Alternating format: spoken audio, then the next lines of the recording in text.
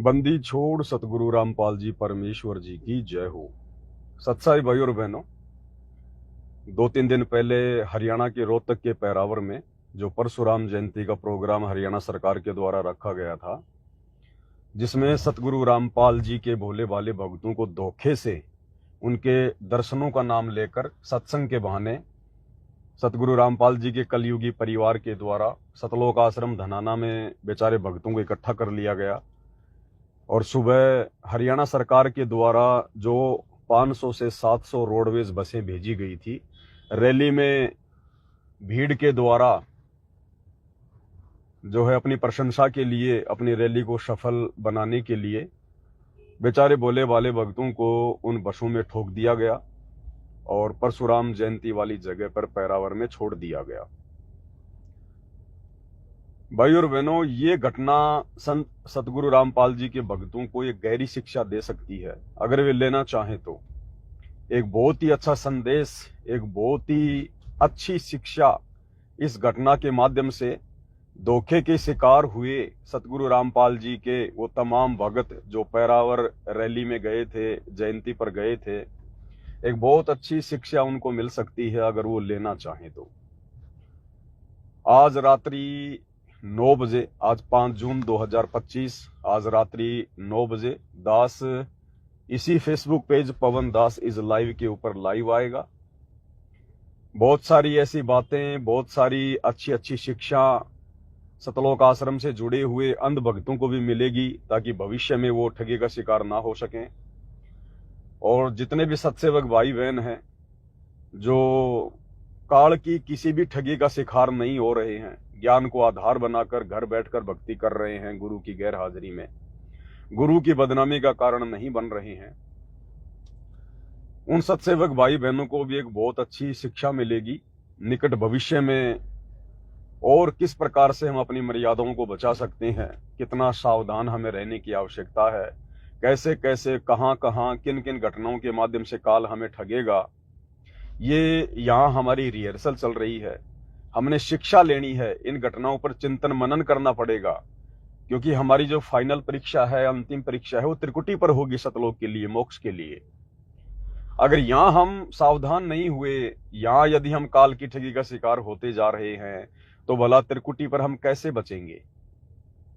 तो भाई और बहनों, इन तमाम घटनाओं पर जिन जिन भगत भाई बहनों ने चिंतन किया है, मनन किया है, जो निष्कर्ष निकालेंगे इस परीक्षा के समय में, वे भाई बहन ही त्रिकुटी पर सफल हो पाएंगे। तो हजारों की संख्या में बेचारे भोले भाले भक्तों की धोखे से परशुराम की जयंती में भेजकर उनकी मर्यादा तोड़वाई गई है।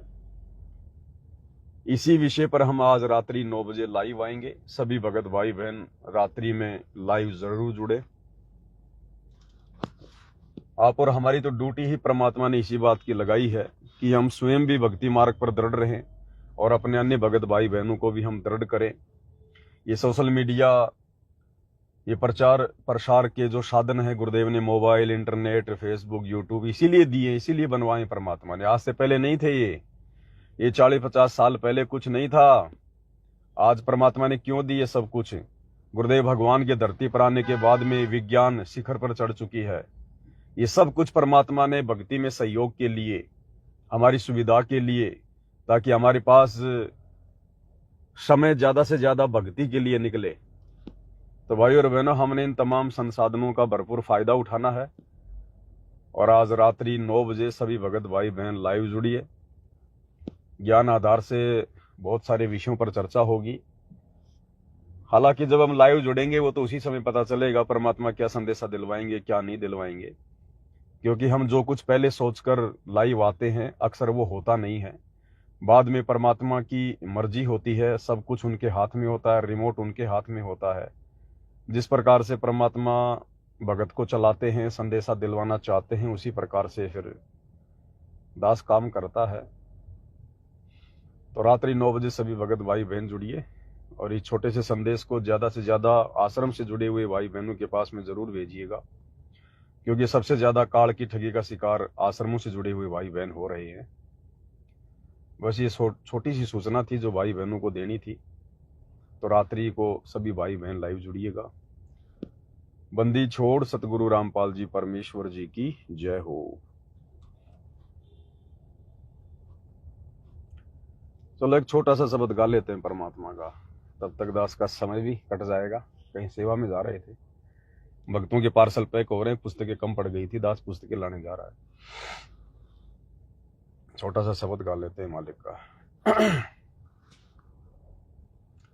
बंदी छोड़ सतगुरु रामपाल जी भगवान की जय हो। मानत ना मन मोरा साधु, मानत ना मन मोरा रे, मानत ना मन मोरा साधु, मानत ना मन मोरा रे। बार बार सतगुरु समझावे, जग में जीवन थोड़ा रे। बार बार सतगुरु समझावे, जग में जीवन थोड़ा रे। भाई मानत ना मन मोरा साधु, मानत ना मन मोरा रे। बार बार सतगुरु समझावे, जग में जीवन थोड़ा रे। बार बार सतगुरु समझावे, जग में जीवन। परमात्मा अपने ऊपर लेकर आप और हम नीचों को समझाना चाह रहे हैं कि ये मेरा मन है ना, ये बहुत हरामी है, ये मानता नहीं है, आत्मा की आवाज को दबा देता है, उल्टे कार्यों में ये आत्मा को धक्के खिलाता रहता है।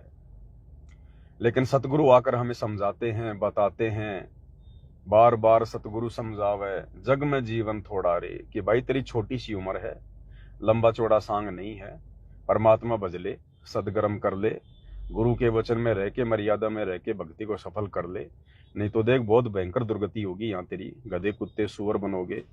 आज 56 भोग खा रहे हो, कल को फिर लेटरिन खाओगे, कौवे बन के, कुत्ते बन के, कुरडियों के ऊपर गंदगी खाओगे, गधे बन के, पशु बन के। तो परमात्मा कह रहे हैं कि सतगुरु की बातों पर विचार करना चाहिए, ध्यान देना चाहिए, ये समय बार बार नहीं मिलेगा। सतगुरु आज समझा रहा है, कल को सतगुरु नहीं समझाएगा, और ना हम समझने के लायक रहेंगे जब हम 84 लाख में चले जाएंगे। मानत ना मन मोरा साधु, मानत ना मन मोरा रे।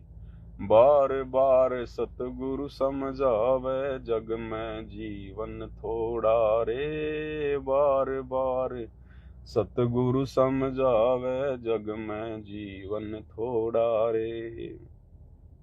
अब 30 साल से सतगुरु रामपाल जी भगवान समझाए तो रहे हैं, दिन रात एक कर दी उन्होंने, कोई कसर नहीं छोड़ी। 2-2 बार की जेल, 21 महीने रोहतक की जेल में, आज 12 साल से हिसार की जेल में, और ना जाने कितने तोहमत अपने ऊपर लगाकर, गुंडा है, भुंडा है, सनातन का विरोधी है, ये है वो है, दुनिया भर के लोगों से तमाम प्रकार की उपाधियां ले लेकर आप और हम नीचों तक परमात्मा ये ज्ञान पहुंचा रहे हैं, संदेशे दे रहे हैं।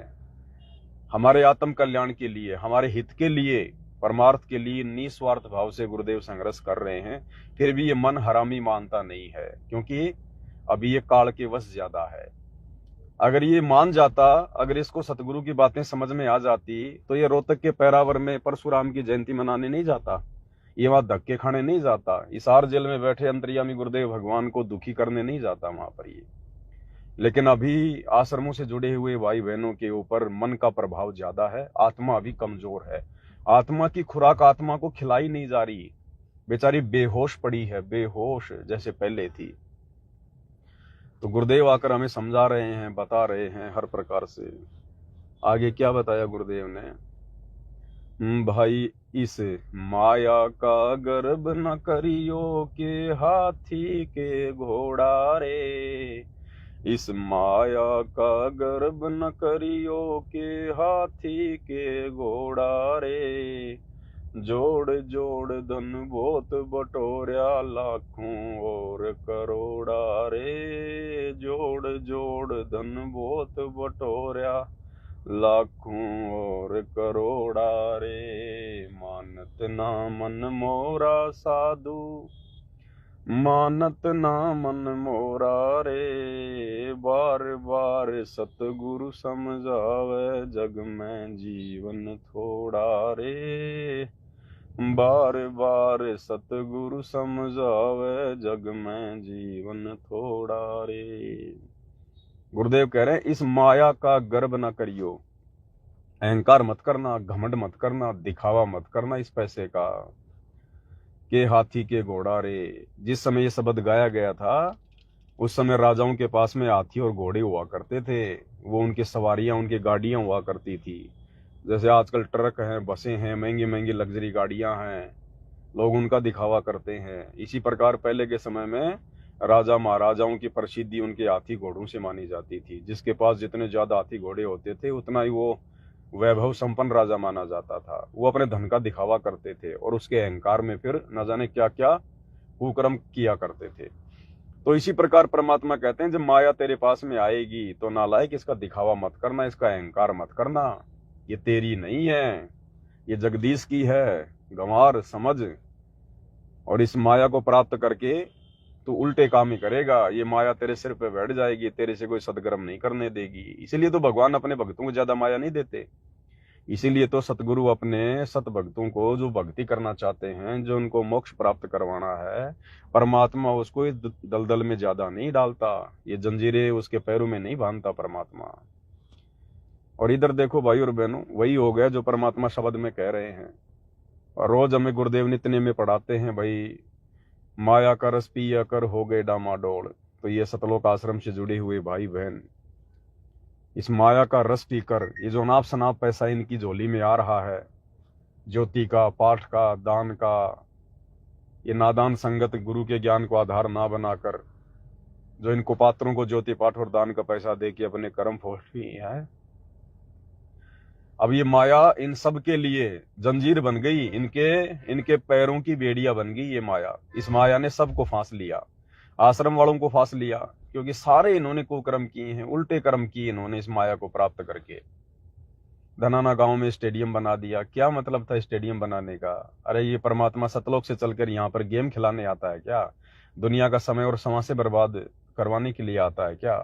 गुरुजी की मर्यादाओं के खिलाफ गुरु के परिवार ने वो स्टेडियम बना दिया धनाना में, करोड़ों रुपए का, बैडमिंटन का, गांव वालों के लिए, गांव वालों को खुश करने के लिए कि हमारे आश्रम में कोई आपत्ति ना आए, गांव वाले हमारे विरोध में खड़े ना हो जाएं। हमने गांव वालों को खुश कर दिया स्टेडियम बना के।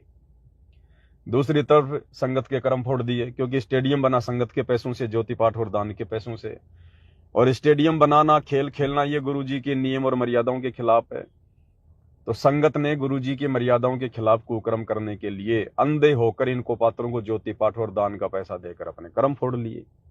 तो ये माया फिर ऐसे कर्म फोड़ती है, ऐसे अभिमान हो जाता है जीव को इन पैसों का। अब गुरु का परिवार राजनीति करने लग गया, उल्टे कर्म कर रहा है, अपना झूठा भाईचारा निभाने के लिए, समाज में अपनी प्रसिद्धि के लिए, मान बढ़ाई में आकर इन्होंने वो जो गोहाना में जो जाट धर्मशाला बनी थी उसका 5वां फ्लोर बना दिया गया। बताओ, 1 करोड़ रुपए से ज्यादा पैसा वहां लगा दिया गया इन मूर्खों के द्वारा। हमारे क्या काम आई वो धर्मशाला? अब वहां जाट भाई अपना प्रोग्राम करेंगे, कोई जन्मदिन मनाएगा, कोई शराब पार्टी करेगा, कोई शादी करेगा। बताओ, ये सारे कुकर्म करेंगे, ये सारे पाखंड करेंगे जो गुरुदेव ने करने के लिए मना किए हैं, और भक्तों के सहयोग से होगा। तो दोषी कौन हुआ? भगत समाज हुआ। तो ये माया फिर ऐसे कर्म फोड़ती है। इसलिए गुरुदेव कहते हैं इस माया का गर्व न करियो के हाथी के घोड़ा रे। इस माया का गर्व न करियो के हाथी के घोड़ा रे। जोड़ जोड़ धन बहुत बटोल्या लाखों और करोड़ा रे। जोड़ जोड़ धन बहुत बटोल्या लाखों और करोड़ा रे। मानत ना मन मोरा साधु, मानत ना मन मोरा रे। बार बार सतगुरु समझावे, जग में जीवन थोड़ा रे। बार बार सतगुरु समझावे, जग में जीवन। भाई और बहनों, आप और हमारी बहुत अच्छी किस्मत है जो परमेश्वर ने हमें इतना धन नहीं दिया। हमें परमात्मा आवश्यकता से ज्यादा माया नहीं दे रहे हैं। ये आप और हमारे ऊपर सतगुरु रामपाल जी भगवान की एक विशेष मेहर है, विशेष दया है उनकी, विशेष।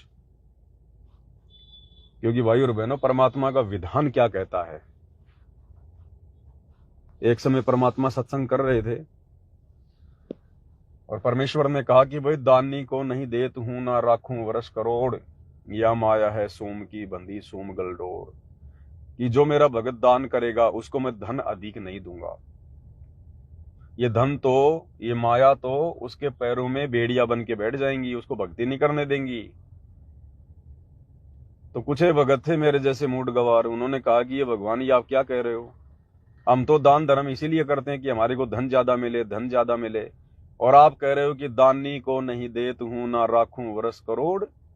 परमात्मा फिर क्या दोगे आप अपने दान करने वाले भगत को, भक्ति करने वाले भगत को?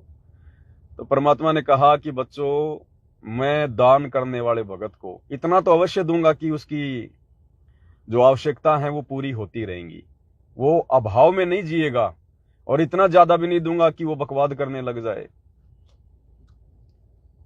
तो भक्तों ने कहा कि परमात्मा फिर आप क्या दोगे अपने उस भगत को? तो परमात्मा ने कहा कि दानी को तो देत हूं ज्ञान ध्यान विश्वास, भक्ति गरीबी बंदगी ज्यों निपजै निज दास। ये दूंगा मैं अपने भगत को। क्या? दानी को तो देत हूं ज्ञान ध्यान और विश्वास। अरे यही तो चाहिए मोक्ष के लिए, यही तो चाहिए सतगुरु के चरणों में परमानेंट जगह बनाने के लिए, भक्ति को सफल करने के लिए। ज्ञान ध्यान विश्वास ये भगत के आभूषण हैं, भगत के लक्षण हैं, भगत के श्रृंगार हैं आत्मा के। ज्ञान ध्यान विश्वास, ज्ञान के बिना हम भक्ति पर दृढ़ नहीं हो सकते, और विश्वास के बिना हमारी भक्ति सफल नहीं हो सकती। कहे कबीर सुनो भाई साधो मैं तो हूं विश्वास में। ये दुनिया का सबसे बड़ा धन है, सबसे बड़ी संपत्ति है ये। दानी को तो देत हूं ज्ञान ध्यान विश्वास, भक्ति गरीबी बंदगी। भक्ति, अरे भक्ति मुक्ति के दाता सतगुरु, भक्ति मुक्ति के दाता। गरीबी, ओहो गरीबी। भाई और बहनों, आज हम जिस स्थिति में है ना, ये ना हम इसको गरीबी कह सकते, ना हम इसको जो है वो अमीरी कह सकते। आज इस स्थिति में लाके गुरुदेव ने हमें जानबूझ के खड़ा किया ताकि हम भक्ति कर सके। आज हमारे पास बकवाद करने के लिए कोई स्थान नहीं है, बकवाद करने के लिए माया नहीं है। जैसे आश्रम वालों के लिए, आश्रम वालों के पास, मैनेजमेंट वालों के पास दुनिया भर की बकवाद करने के लिए दुनिया भर की माया है।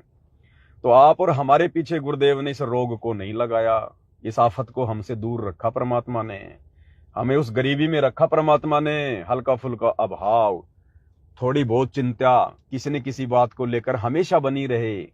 बड़ी चिंता नहीं, बड़ी चिंता में तो भक्ति नहीं हो पाएगी। मीठी मीठी चिंता, मीठी मीठी चिंता, जो चिंता हमें विशेष नुकसान भी ना करे, और उस चिंता में हमें पल पल अपना गुरु याद आए, अपना भगवान याद आए।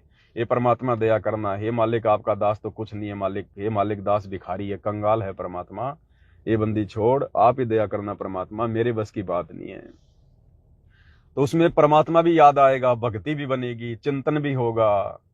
तो परमेश्वर जानबूझकर हमें इस स्थिति में रखे हुए आज भक्ति करवाने के लिए। तो क्या क्या देंगे परमात्मा? दानी को तो देत हूं ज्ञान ध्यान विश्वास, भक्ति गरीबी बंदगी और ज्यों निपजै निज दास। ऐसे मेरा दास दिन प्रतिदिन भक्ति मार्ग में ऊपर की ओर उठेगा, ऊपर की ओर बढ़ेगा। तो आप और हम सत्सेवक भाई बहनों के ऊपर एक विशेष मेहर, विशेष दया गुरुदेव भगवान की, जो गुरुदेव ने हमें एक आम व्यक्ति की तरह रखा, एक सामान्य व्यक्ति की तरह हमें रख रहे हैं परमात्मा। हमारे भाग्य में तो ना जाने भाई और बहनों कितनी संपत्ति, कितना धन। यहाँ का राजा भी हमारे नाखून के बराबर है, यहाँ का मुकेश अंबानी भी हमारे नाखून के बराबर है संपत्ति में, धन में, जो हमारे भाग्य में था। क्योंकि इस परमात्मा की शरण में कोई एरी गहरी आत्मा थोड़ी आती है, दुनिया की सर्वश्रेष्ठ आत्मा। मालिक कहते हैं गोरख से ज्ञानी घणे, सुखदेव जति जहान, सीता सी बहुबारिया, संत दूर अस्थान। और मालिक कहते हैं, एक अन्य वाणी है गुरुदेव भगवान की, कि ये परमात्मा ऐसे नहीं मिलता, एरी गहरी आत्माओं को नहीं मिलता है।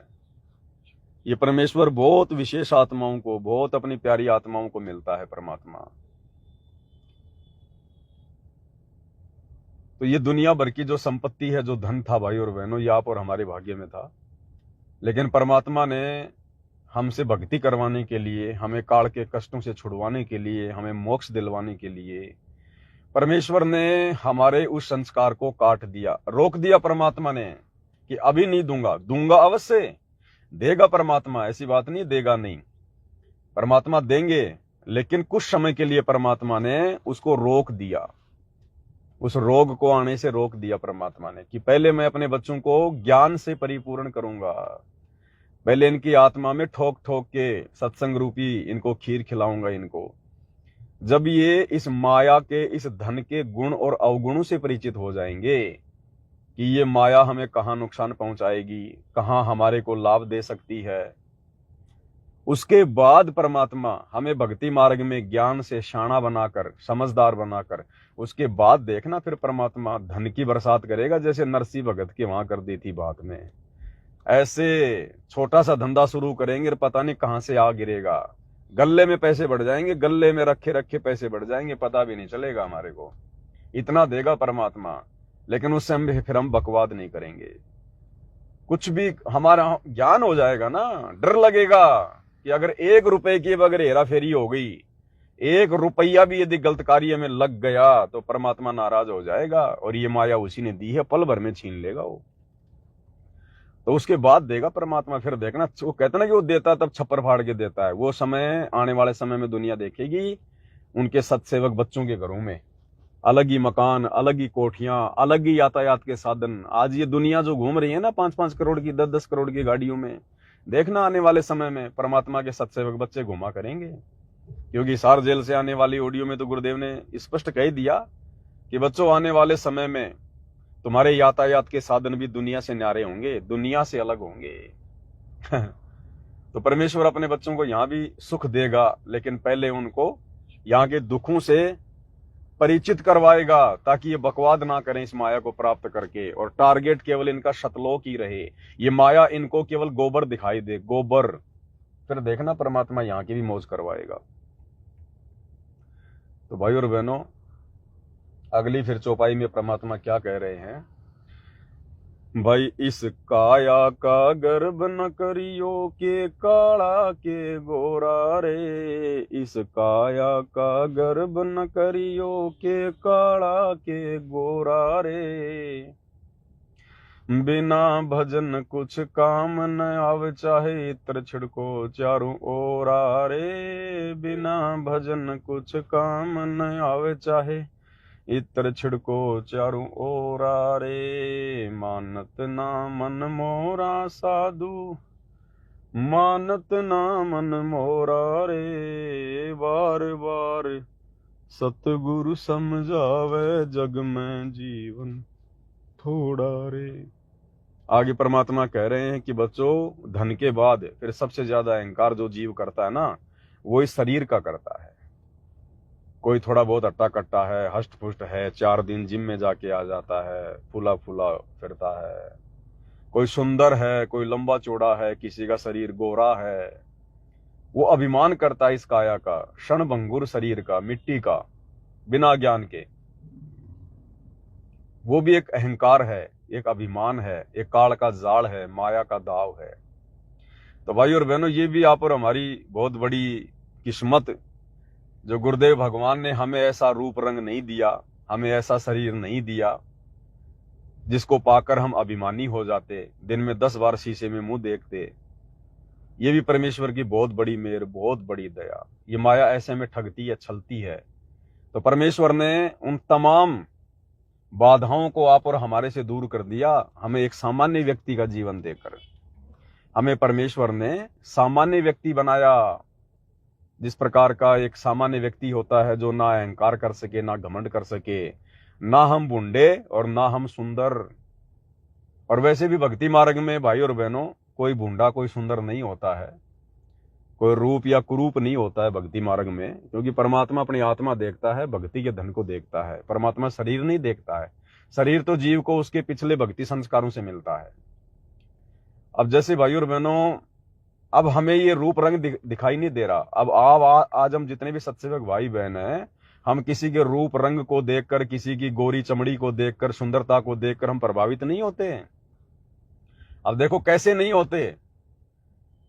अब देखिएगा, अभी पवन दास आपका भाई है, अब ये दास लाइव आता है, लाइव आकर क्या करता हूं मैं, को रागनी तो गाता नहीं, अपने बंदी छोड़ की महिमा करता हूं, भगत भाई बहनों को ज्ञान आधार से अच्छी अच्छी बातें बताता हूं, हमारा विश्वास भक्ति मार्ग पर दृढ़ होता है। अब ये पवन दास ना तो सुंदर है, ना ये पवन दास कोई 6 या 6.5 फुट का है, ना ये पवन दास कोई पहलवान है, बिल्कुल एक सामान्य व्यक्ति की तरह। और फिर भी आप भाई बहनों को कितने जो मतलब अच्छा लगता है ये दास। हम सभी एक दूसरे को अच्छे लगते हैं, मालिक की दया से हम परमात्मा के बच्चे हैं, भाई बहन आपस में। फिर भी हम कितने अच्छे लगते हैं एक दूसरे को, ऐसा लगता है जैसे यही हमारे असली भाई बहन है।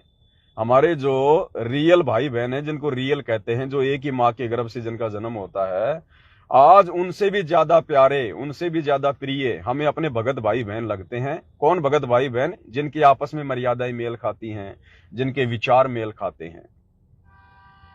अब दूसरी तरफ ये देखो, बॉलीवुड में जो ये फिल्में बनाते हैं, ये हीरो, जिनको हीरो कहते हैं, है असल में वो जीरो, लेकिन दुनिया आध्यात्मिक ज्ञान के अभाव में उनको हीरो मानती है। अब वो लोग कितने सुंदर सुंदर होते हैं, कितने लंबे चौड़े होते हैं, जिम जाम करके कैसी वैसी बॉडी वाडी बना लेते हैं, खा पी के उल्टे सीधे सप्लीमेंट, है कि नहीं? अच्छे अच्छे कपड़े पहनेंगे, बढ़िया बढ़िया एक्टिंग करेंगे। अब दुनिया को वो कितने सुंदर लगते हैं, मेरा फेवरेट, मेरा फेवरेट। अरे वाह, गजब, क्या बॉडी बना रखी है। क्या आप और हम सतगुरु रामपाल जी के साध संगति से जुड़े हुए सत्सेवक भाई बहनों को दुनिया को हीरो दिखाई देने वाले वो लोग अच्छे लगते हैं क्या? वो हीरोइन, वो अभिनेत्रियां जो मेकअप करके, बढ़िया बढ़िया महंगे महंगे हार श्रृंगार करके, कपड़े पहन के, हैं, जो ऐसी ऐसी एक्टिंग करती हैं, दिखावा करती हैं, अर्धनग्न वो कपड़े पहनती हैं, अपना शरीर दिखाती हैं, क्या आप और हम सत्सेवक भाई बहनों को वो अच्छे लगते हैं क्या? हम तो कभी उनका शौपन में चिंतन भी नहीं करते। अगर हमारे घर के सामने अगर किसी बहुत बड़े बॉलीवुड के नेता का या नेती का, अभिनेता का, अभिनेत्री का कोई प्रोग्राम हो, तो हम तो अपने घर के दरवाजे तक बंद कर लेंगे कि ये भगवान कहां से आफत आ गई, ये जल्दी से जल्दी यहां से जाए, ये आफत यहां से, ये रोग जल्दी से जल्दी जाए यहां से। और दुनिया उनके ऊपर फिदा होती है, दुनिया उनको देखने के लिए सैकड़ों किलोमीटरों से गाड़ियों का तेल फूक फूक के आती है। अरे चलो भाई, वो अभिनेता आ रहा है, अरे वो अभिनेत्री आ रही, वो हीरो आ रहा है। और आप और हमारे घर के सामने प्रोग्राम हो तो हम दरवाजे बंद कर लेंगे कि ये भगवान, इन गंदे गंदे गानों की आवाज हमारे कानों में ना आए। हम सत्संग सुनाएंगे जोर जोर से आवाज में कि ये बाहर की आवाज हमें सुनाई ना दे। घर के दरवाजे बंद कर लेंगे। उनके दर्शन भी हम ये समझेंगे, भगवान आज कौन सा मेरा पाप कर्म उदय हो गया था जो मेरे घर के सामने ये बड़वे आ गए। दुनिया जिनको हीरो कहती है, हम उनकी शक्ल भी देखना पसंद नहीं करेंगे। उनके वहां जाकर बैठना तो बहुत दूर की बात है, हम तो घर के दरवाजे भी बंद कर लेंगे। हमें फूटी आंख भी अच्छे नहीं लगेंगे। वो क्यों नहीं अच्छे लगेंगे भाइयों और बहनों? क्योंकि अब परमात्मा ने हमारे शरीर का सॉफ्टवेयर चेंज कर दिया है। परमात्मा ने हमें इंसान से देवता बना दिया, मानुष से देवता किया, कृतन लाई बार। हम आम सामान्य व्यक्ति की तरह नहीं है जो उनके पीछे दौड़ दौड़ के चले जाएंगे उनको देखने के लिए। नहीं, हमारा शरीर तो आम इंसानों जैसा दिखाई दे रहा है, लेकिन अंदर से परमात्मा ने चेंज कर दिया। हमें वो अच्छे नहीं लगते अब, बिल्कुल भी। अब हमें अच्छे कौन लगते हैं? हमारे अपने भगत भाई बहन जो परमात्मा की महिमा करते हैं, गुरु जी का गुणगान करते हैं, ज्ञान आधार से परमात्मा की चर्चा करते हैं, गुरु को परमात्मा मान के ज्ञान को आधार बना के जो भक्ति कर रहे हैं, वो चाहे काड़ा है, चाहे ठिगना है, चाहे कैसा भी है। क्योंकि परमात्मा ने जिसको जैसा शरीर दे दिया ना, उसमें कोई मीन मेख नहीं निकालनी चाहिए। क्योंकि भगवान ने बनाया है तो सोच समझ के बनाया है ना, उसके संस्कार के आधार से बनाया है ना। तो भगवान ने अगर कोई चीज बना दी तो वो परफेक्ट ही बनाई है। वो चाहे लूला है, चाहे लंगड़ा है, चाहे काना है, चाहे गोरा है, चाहे कैसा भी है। तो भगवान के द्वारा बनाई गई मूर्ति में यदि कोई मीन मेख निकलता है, कोई नफरत करता है, तो फिर परमात्मा उससे नाराज होता है। और ऊपर से गुरुदेव ने हमें तत्व ज्ञान दे दिया। इसलिए अब हमें वो सुंदर सुंदर दिखाई देने वाले वो लोग हमें अच्छे नहीं लगते, क्योंकि उनके पास भक्ति नहीं है, उनके हृदय में भगवान नहीं है। हमें पता है कि अगले जन्म में गधे बनेंगे, कुत्ते बनेंगे। आज ये सुंदर सुंदर चेहरे लेके घूम रहे हैं ना, खुद भी भ्रमित है, दुनिया को भी भ्रम जाल में डाल रहे हैं काल प्रेरणा से। आज ये सुंदर सुंदर दिखाई देने वाले कल को गधे का मुंह प्राप्त करेंगे, सूअर का मुंह प्राप्त करेंगे। तब कहां जाएगी इनकी सुंदरता, तब कहां जाएगी इनकी वो एक्टिंग। इसलिए अब हमें ज्ञान आधार से पता चल गया कि सुंदर कौन है। सुंदर वो है जिसके हृदय में सतगुरु रामपाल जी भगवान विराजमान है। सुंदर वो है जो अपने गुरु को भगवान मान के निरअभिमानी होके जो भक्ति कर रहा है। सुंदर वो है जो अपने गुरु की महिमा करता है। वो चाहे कैसा भी है, चाहे उसकी एक आंख फूटी है, चाहे दोनों आंखें फूटी है, चाहे वो लंगड़ा है, गूंगा है, बहरा है, कैसा भी है, वो है सुंदर असल में। क्योंकि जो सुंदर हैं वो तो अगले जन्म में जानवर बनेंगे, गधे बनेंगे, बूढ़े बूढ़े शरीर प्राप्त करेंगे। और आज जो दुनिया को जो बूढ़े दिखाई दे रहे हैं, वो आज इस शरीर से भक्ति करके अगले जन्मों में सतलोक में सुंदर शरीर प्राप्त करेंगे, नूरी शरीर प्राप्त करेंगे, जो यहाँ के देवी देवताओं का भी नहीं है। इसलिए परमात्मा हमें समझा रहे, हमें बता रहे हैं कि इस काया का गर्भ न करियो के काला के गोरा रे, इस काया का गर्भ न करियो के काला के गोरा रे, बिना भजन कुछ काम न आवे, चाहे इत्र छिड़को चारों ओरा रे, बिना भजन कुछ काम न आवे, चाहे इत्र छिड़को चारों ओरा रे। ये भाई बिना भजन के, बिना सतगुरु रामपाल जी भगवान के सतनाम के, बिना उनकी शरण के, भजन का मतलब ये नहीं कि लेके ढोलक पेटी बैठ जाओ जय जय राम हरे राम, जय जय राम हरे राम, वो भजन नहीं है। असल में भजन है सतगुरु रामपाल जी की भक्ति करना, तीनों समय की आरती करना, उनके सत्संग सुनना, मंत्र जाप करना, ये है भजन।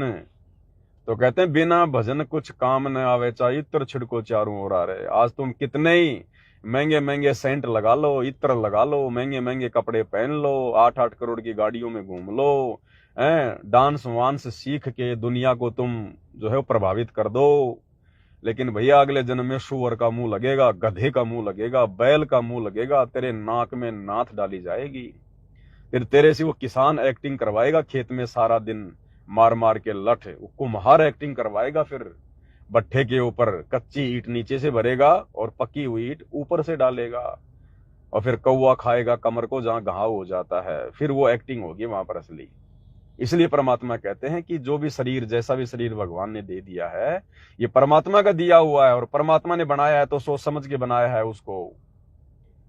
भाई और बहनों, आज यदि हमें 6.5 फुट की हाइट मिल जाती, अट्टा कट्टा शरीर मिल जाता, हम भाई और बहनों दिन में 20 बार शीशे में मुंह देखते सतगुरु रामपाल जी की शरण प्राप्त करके भी। तो ये भी आप और हमारे ऊपर एक बहुत बड़ी मेहर, एक बहुत बड़ा रहम, क्योंकि हम जीव हैं भाई और बहनों, हम जीव हैं। जब तक इस काल के लोक में रहेंगे हम जीव ही रहेंगे, और हमारे अंदर वो सारे सॉफ्टवेयर हैं, अच्छी अच्छी चीजों को देखकर इंप्रेस होना, प्रभावित होना, उनके प्रति आकर्षित होना, ये सॉफ्टवेयर इस शरीर में लगे हुए हैं। अब बताओ यदि हम ऐसे होते, अब देखो जैसे मान लीजिए, क्योंकि हमारी जो आंखें हैं ना, ये एक स्कैनर का काम करती हैं, स्कैनर का काम। आपने मार्केट में कोई पेन खरीदने जाना है और दुकानदार ने आपके सामने 20 पेन रख दिए, आपकी आंखें तुरंत उस पेन की ओर आपका ध्यान आकर्षित करेंगी जो सबसे महंगा है, सबसे अच्छा है, चमकीला है, बढ़िया है, क्योंकि आंखें स्कैनर हैं। आप मार्केट में जा रहे हो, आपको 20 प्रकार की गाड़ियां आती जाती दिखा रही हैं, और उनमें कोई अच्छी गाड़ी आ गई 20-30 करोड़ की, 2-4 करोड़ की कोई बढ़िया गाड़ी आ गई चमचमाती हुई, ये आंखें तुरंत उन छोटी मोटी गाड़ियों को छोड़ के उस गाड़ी के ऊपर टिक जाएंगी, क्योंकि ये आंखें स्कैनर हैं, स्कैनर। 20 बहनें आ रही हैं सामने से, माता बहनें आ रही हैं, एक ने छोटे कपड़े पहन रखे हैं, ये आंखें तुरंत वहां आपका ध्यान आकर्षित करेंगी, क्योंकि आंखें स्कैनर हैं। तो इस शरीर के अंदर सारे सॉफ्टवेयर लगे हुए हैं। इसलिए भगवान ने आप और हमारे ऊपर बहुत बड़ी मेहर करी, बहुत बड़ी दया करी। हमें ऐसा कोई आकर्षक कोई शरीर नहीं दिया, हालांकि हमें बहुत अच्छा शरीर दिया गुरुदेव भगवान ने। अरे हमें निरोगी काया दे दी भगवान ने, स्वस्थ शरीर दे दिया परमात्मा ने हमें। हमारे शरीर में कोई रोग नहीं है, कोई शोक नहीं है, कोई दिक्कत नहीं है। हम आसानी से भक्ति कर पा रहे हैं परमात्मा के आशीर्वाद से। और वो अटे कटे शरीर वाला ना जाने कब एक्सीडेंट हो जाए, कब उसका वो आ जाए समय, उसकी मृत्यु का, उसकी टांग कटने का, आंख फूटने का, क्योंकि बचाव तो होगा नहीं उनका। वो शरीर थोड़ी बचाव करेगा, बचाव तो करेंगे संस्कार, गुरु भगवान। और गुरु भगवान बचाव करेगा जब हमारी भक्ति होगी हमारे पास में, जब हम भक्ति कर रहे होंगे। तो वो भक्ति तो कर नहीं रहे, पिछले जन्म की भक्ति से वो मलाई खा रहे हैं। तो कब उनका वो कुसंस्कार आ जाए, एक्सीडेंट होने का, पैर कटने का, आंख फूटने का, जलने का, तो उस समय बताओ फिर 2 मिनट में उनका वो शरीर, जिस शरीर को लेकर वो अपने आप में फन्ने खा बन रहे थे, दुनिया को दिखाया करते थे, अब उनका यदि वो चेहरा थोड़ा सा अगर वो जल जाए ना, वो दुनिया के सामने नहीं आएगा शर्म के मारे कि दुनिया क्या देखेगी मेरे इस जले हुए चेहरे को। अगर उसका एक हाथ अगर वो कट जाए ना, आधी बाजू की शर्ट पहनना उसको अच्छा नहीं लगेगा, फिर वो बॉडी दिखाने का शौक उसका समाप्त हो जाएगा। फिर बस इतनी सी है उनकी प्रभुता, उनकी सुंदरता।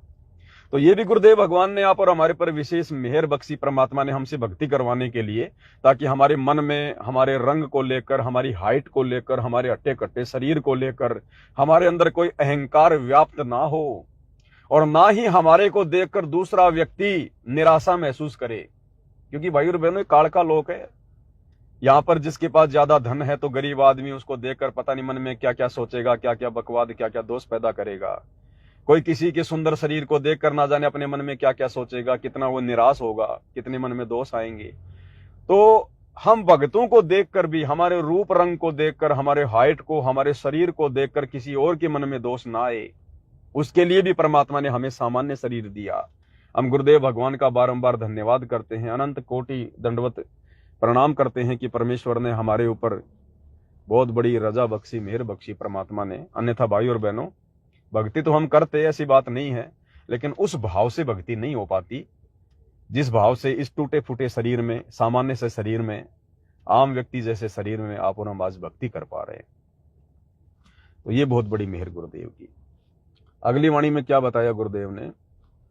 भाई दुविधा दुर्मति चतुराई में जन्म गया नर तोरा रे, दुविधा दुर्मति चतुराई में जन्म गया नर तोरा रे, अब भी आण मिलो सत्संग में करो गुरु ज्ञान पे गोरा रे, अब भी आण मिलो सत्संग में करो गुरु ज्ञान पे गोरा रे, मानत ना मन मोरा साधु, मानत ना मन मोरा रे, मानत ना मन मोरा साधु, मानत ना मन मोरा रे, बार बार सतगुरु समझावे, जग में जीवन थोड़ा रे, दुविधा दुर्मति चतुराई में जन्म गया नर तोरा रे। अब इस दुविधा दुर्मति और चतुराई वाली स्थिति से केवल हम सत्सेवक भाई बहन बाहर निकल पाए। दुनिया में कोई बाहर नहीं है। आश्रमों से जुड़े हुए भाई बहन भी दुविधा दुर्मति चतुराई से बाहर नहीं है। ये चतुराई तो थी सतगुरु रामपाल जी के दोनों नालायक बेटों की, उनके नालायक भाई की, जिन्होंने भगत समाज को राजनीतिक स्वार्थों के चलते और परशुराम जयंती पैरावर में वहां भेज दिया, राजनेताओं की रैली में भीड़ जमा करने के लिए। ये चतुराई तो है और क्या है कि राजनेता हमसे प्रसन्न रहेंगे, हरियाणा का मुख्यमंत्री हमारे से प्रसन्न होगा, हम दोनों में से किसी एक भाई को रोहतक से या सोनीपत से बीजेपी की टिकट दे देगा, हम चुनाव लड़ेंगे, राजा बनेंगे, फिर अगले जन्म में गधे बनेंगे। तो ये चतुराई तो है इनकी। अन्यथा गुरुदेव भगवान के ज्ञान में कहां है राजनेताओं की रैलियों को सफल बनाना? कभी भेजा गुरुदेव ने अपने बच्चों को राजनेताओं की रैलियों में धक्के खाने के लिए? परमात्मा तो इन कुकर्मों से दूर करता है। ये तो गंदी चीज है, ये तो बहुत गंदी चीज है राजनीति। तो गुरु तो अपने भक्तों को राजनीति के आसपास भी नहीं फटकने देता। अब ये चतुराई इनकी, अपने आप में को डेढ़ शाना समझ कर ये भगत समाज को ज्योति पाठ और दान के नाम पर लूट रहे हैं। गोहना में 1 करोड़ रुपया देकर जाटों की धर्मशाला बनवा दी भाईचारा निभाने के लिए। ये चतुराई तो है और क्या है। और संगत पड़ी है दुविधा में, दुविधा दुर्मति चतुराई में जन्म गया नर तोरा रे। संगत बेचारी दुविधा में है, क्या करें क्या ना करें। ये पवनदास सही कह रहा है, ये आश्रम वाले सही कर रहे हैं, क्या करें। आश्रम में जाके ठोक दिया भक्तों को रात को। सुबह हरियाणा रोडवेज की बसें आ गई, भक्तों को कहा गया चलो भाई गुरुजी का आदेश है, बसों में बैठो, मुख्यमंत्री की रैली है, परशुराम की जयंती है। अब भगत दुविधा में आ गए, भगत दुविधा में आ गए, क्या करें। अरे बैठे कि ना बैठे, अब क्या करें, अब तो बैठना ही पड़ेगा। जब आश्रम में चले गए तो बैठना ही पड़ेगा मेरे भाई। अब भगत दुविधा में, भाई गुरुजी ने तो कभी कहा ही नहीं, ऐसा तो गुरुजी का कोई आदेश है ही नहीं, ना परमात्मा ऐसा कोई आदेश देते कभी, ये मैनेजमेंट वाले ऐसा हमसे क्यों करवा रहे हैं। तो ये दुविधा, दुविधा क्यों? ज्ञान का भाव, साध संगति का भाव, ये भेड़ चाल में चलना, देखा देखी में चलना, आंखों पे काली पट्टी बांध के चलना, इसका परिणाम, इसका नतीजा। तो ये हाल हो गया इनका, आश्रम वालों का। तो परमात्मा कहते हैं सारा संसार दुविधा में पड़ा हुआ है, अपने आप को शाणे समझकर, चतुर समझकर, काल के जाल में फंसकर अपने कर्म फोड़ रहे हैं, सतगुरु की मर्यादा तोड़कर। तो मालिक कहते हैं दुविधा दुर्मति चतुराई में जन्म गया नर तोरा रे, दुविधा दुर्मति चतुराई में। अब सत्सेवक भाई बहन देखो, अरे हम कहाँ दुविधा दुर्मति में फंसेंगे, हम तो फंसे हुए भाई बहनों को समझाने के लिए वीडियो बना रहे हैं। हमें तो परमात्मा ने कब का दुविधा दुर्मति चतुराई से निकाल दिया। तो सतगुरु की विशेष प्यारी आत्मा अगर संसार में कोई है वर्तमान में भाई और बहनों, तो केवल सत्सेवक भाई बहन है। अरे जो इस तत्व ज्ञान को समझ जाए, जो तत्व भेद को समझ जाए, जो गुरु रूप में आए हुए कबीर भगवान को समझ जाए, जिनको आत्म कल्याण की चिंता लग जाए, भाई और बहनों, वो हैं परमेश्वर की हंस आत्माएं, निर्विकार आत्माएं, विशेष आत्माएं। तो ये दया तो आप और हमारे ऊपर हुई है। दुविधा दुर्मति चतुराई में जन्म गया नर तोरा रे, अब भी आण मिलो सत्संग में करो गुरु ज्ञान पे गोरा रे, अब भी आण मिलो सत्संग में करो गुरु ज्ञान पे गोरा रे। गुरुदेव कहते हैं नालायकों अभी भी आ जाओ। सत्संग में आने का मतलब है मेरे द्वारा किए गए प्रवचनों पर थोड़ा विचार कर लो, या साथ संगति के वीडियो देखकर थोड़ा बहुत अपने दिमाग का इस्तेमाल कर लो, जो जंग लगी हुई है। अब भी आण मिलो सत्संग में, अभी भी समय है, अभी भी थोड़ा बहुत समय है। जब तक गुरुदेव भगवान हिसार जेल से अपनी लीला पूरी करके बाहर नहीं आ जाते हैं, तब तक हमारे पास थोड़ा बहुत समय है। एक बार गुरुदेव हिसार जेल से बाहर आए नहीं, परीक्षा का समय समाप्त हुआ नहीं, फिर तो भैया रिजल्ट आना बाकी है। तो मालिक कहते हैं अब भी आण मिलो सत्संग में करो गुरु ज्ञान पर गोरा रे, मानत ना मन मोरा साधु मानत ना मन मोरा रे, बार बार सतगुरु समझावे जग में जीवन थोड़ा रे। कि नालायकों थोड़ा सा जीवन है, थोड़ा सा जीवन, तुम्हारी लाखों साल की उम्र नहीं है जो सतयुग में त्रेता में हुआ करती थी। तुम कलयुग में हो, कलयुग में, और तुम्हारी ये 60-70 साल की उम्र है, आधी से ज्यादा तो तुमने बर्बाद कर दी बकवादों में। अब तुम्हें सतगुरु मिल गया, अब भी तुम्हारे से बकवाद नहीं छूट रही, अब भी ये दुर्मति तुम्हारे सिर पर बैठी हुई है। तो परमात्मा कहते हैं ये 15-20 साल का जीवन है, भक्ति में लगा दे, इसको समर्पित कर दे अपने गुरु के चरणों में, अगर सफल करना चाहता है तो। आगे लास्ट में गुरुदेव भगवान ने हमें कितनी प्यारी व्याख्या करके बताया है। भाई शरण पड़े को गुरु संभाले, जाने बालक भोला रे, शरण पड़े को गुरु संभाले, जानिक बालक भोला रे, कह कबीर चरण चित राखो, जो सुई में डोरा रे, कह कबीर चरण चित राखो, जो सुई में डोरा रे। मानत ना मन मोरा साधु मानत ना मन मोरा रे, मानत ना मन मोरा साधु मानत ना मन मोरा रे, बार बार सतगुरु समझावे जग में जीवन थोड़ा रे, बार बार सतगुरु समझावे जग में जीवन थोड़ा रे। क्या कह रहे हैं गुरुदेव भगवान सतगुरु रामपाल जी परमात्मा, आत्मा के असली साथी। शरण पड़े को गुरु संभाले, जान के बालक भोला रे। यदि हम सतगुरु रामपाल जी भगवान की शरण में आ गए हैं, और जब तक हमें सच्चाई का पता नहीं चलता है, जब तक हमें शुभ अशुभ कर्मों का पता नहीं चलता है, जब तक हम उनके सत्संग सुनकर आत्मिक रूप से परिपक्व नहीं हो जाते हैं, तब तक गुरुदेव भगवान भगत की रक्षा करता है, भगत को माफ करता है, भगत को बचाता है, उसको चेताता है किसी न किसी माध्यम से। शरण पड़े को गुरु संभाले, जान के बालक भोला रे। लेकिन जब हम परमात्मा के विधान से परिचित हो जाते हैं, जब हमें सतनाम मिल जाता है, देखो प्रथम नाम तक तो आत्मा थोड़ी सी जो है कच्ची पक्की रहती है, क्योंकि 2-4-5 महीने में भाई और बहनों इस ज्ञान को इतना नहीं समझा जा सकता। तो गुरुदेव भगवान कहते हैं कि 1-2 साल तो हम भी नहीं मानते कि भाई ये भगत बन गया, या परमात्मा ने इसका हाथ पकड़ लिया होगा। यानी 1-2 साल तो उसको समय लगेगा, झटके लगेंगे भगत को। लेकिन जिस भगत को नाम लिए हुए 3 साल से ऊपर हो गए हैं, उसके बाद फिर परमात्मा उस भगत को फ्री छोड़ना शुरू कर देता है। परमात्मा उस भगत को फ्री छोड़ना शुरू कर देता है फिर। यानी जो घेरा परमात्मा ने बना रखा होता है भगत के चारों तरफ शुरुआत में, ताकि कोई काल का दूत इसको भ्रमित ना कर दे, कोई मर्यादा ना तोड़वा दे, वो घेरा परमात्मा धीरे धीरे भगत का ढीला करने लग जाते हैं कि अब ये बच्चा अपने पैरों पर चले। क्योंकि भाई और बहनों, जैसे छोटा बच्चा होता है साल भर का, और जब माता पिता जब उसको पैरों पर चलना सिखाते हैं तो शुरू में तो उसकी उंगली पकड़ेंगे, उसके दोनों हाथ पकड़ेंगे शुरू में।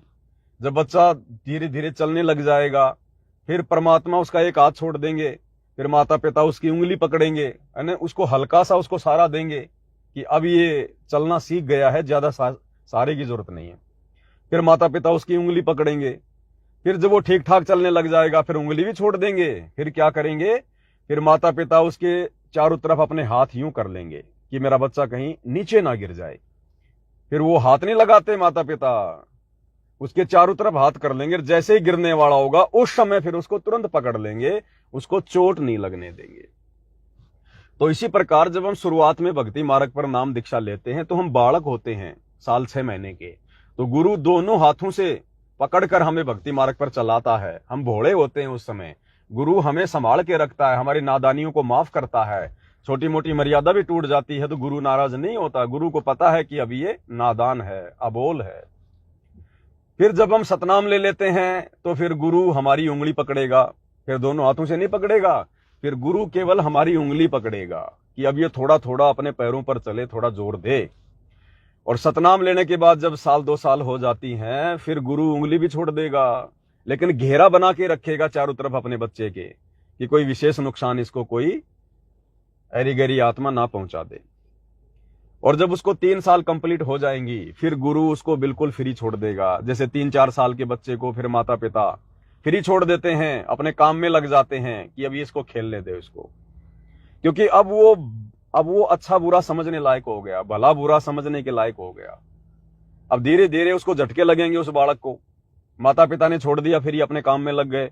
अब बच्चा खेल रहा, खेलते खेलते बच्चा जो है कहीं चला गया, किसी गाय की तरफ चला गया, भैंस की तरफ चला गया, उसको नहीं पता कि ये मारेगी क्या करेगी। और जैसे ही वो भैंस के पास गया, गाय के पास गया, गाय ने एकदम से सिर को यूं किया मारने के लिए, तो एकदम से वो पीछे हटेगा, उसको डर लग जाएगा, वो समझ जाएगा कि ये भैंस है, ये मारती भी है। तो इस प्रकार से फिर परमात्मा चाहते हैं कि मैं अपने बच्चे को फ्री छोड़ दूं, अब ये धीरे धीरे धीरे धीरे हल्की हल्की ठोकरें खाके ये खुद भक्ति मार्ग पर दृढ़ हो, थोड़ा बहुत संघर्ष करे, लोगों को जानना पहचानना शुरू करे कि तेरी भक्ति में कौन सहयोगी हैं, कौन तेरे भक्ति मार्ग में तेरे विरोधी हैं, कौन तुझे नुकसान पहुंचाएगा। तो 3 या 4 साल के बाद में सतगुरु अपने भगत को फिर फ्री छोड़ देता है। अब सतगुरु ने फ्री छोड़ दिया तो फिर हमारे साथ में क्या है, सतगुरु का ज्ञान, मर्यादा में रहेंगे तो सतगुरु का आशीर्वाद ये हमारे साथ रहेगा। फिर सतगुरु हमें उस कुंज पक्षी की तरह जो हजारों किलोमीटर दूर अंडे देकर अपनी कुरल कुरल की आवाज करके अपने अंडों को पोसती है, बच्चों को परिपक्व करती है, फिर उस आधार से सतगुरु अपने बच्चों की रक्षा करते हैं। फिर तो आज वर्तमान में इसी प्रकार गुरुदेव भगवान हमें अपनी शरण में लेकर ज्ञान आधार से मजबूत बनाकर, वो चाहे हिसार जेल में बैठे हों चाहे सतलोक में बैठे हों, अनंत रूप हैं गुरुदेव भगवान के, कोई जेल में थोड़ी बैठे हैं परमात्मा। जेल में तो उनका एक रूप बैठा है, परमानेंट तो परमात्मा अनामी लोक में बैठा रहता है, अनामी लोक में, अकय लोक में परमात्मा सिंहासन पर। फिर उनके 4 रूप चारों लोकों में बैठे हुए हैं, अगम लोक में अगम पुरुष के रूप में, अलख लोक में अलख पुरुष के रूप में, सतलोक में सत्य पुरुष के रूप में। और यहां भी परमात्मा आए हुए हैं सतगुरु रामपाल जी का रूप बनाकर, और ना जाने कितने ब्रह्मांडों में परमात्मा इस समय लाखों करोड़ों रूप बनाकर अपनी लीलाएं कर रहे हैं। भाई और बहनों, ये जो काल का 21 ब्रह्मांड है ना जो हम देख रहे हैं, ये खाली अकेला एक काल का 21 ब्रह्मांड नहीं है, ऐसे ऐसे 21 ब्रह्मांड गिनती नहीं है, परमात्मा ने इतने बना रखे हैं।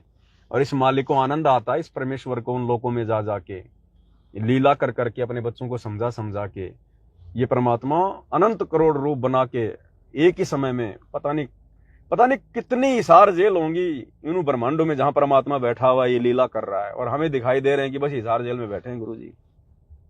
हम सत्सेवक अपने गुरुदेव भगवान को भोग लगा रहे हैं, हर एक सत्सेवक के घर में गुरुदेव भगवान आ रहे हैं भोग लेने के लिए। क्योंकि जब तक गुरुदेव भोग को ग्रहण नहीं करेंगे सूक्ष्म रूप में अपनी रचना से, वो पवित्र कैसे बनेगा, प्रसाद कैसे बनेगा वो। तो परमेश्वर के अनंत रूप हैं, अनंत करोड़ रूप हैं उस परमेश्वर के। साहिब तेरी साहिबी श्याम कहूं के श्वेत। ये ना देखो कि गुरु जी खाली सार जेल में बैठे हुए हैं, फिर ये दुनिया कौन चला रहा है मेरे भाई। ये तो परमेश्वर का एक रूप है यहाँ पर। न जाने कितने रूप हैं उस मालिक के, कितने उसके लीलाएं कर रहा है परमात्मा एक ही समय में। तो परमेश्वर कह रहे हैं कि भाई शरण पड़े को गुरु संभाले, जान के बालक भोला रे। और कह कबीर तुम चरण चित राखो, ज्यों सोई में डोरा रे। तो परमेश्वर ने हमें अपने चरणों में लगाया हुआ है, अपने बच्चों को,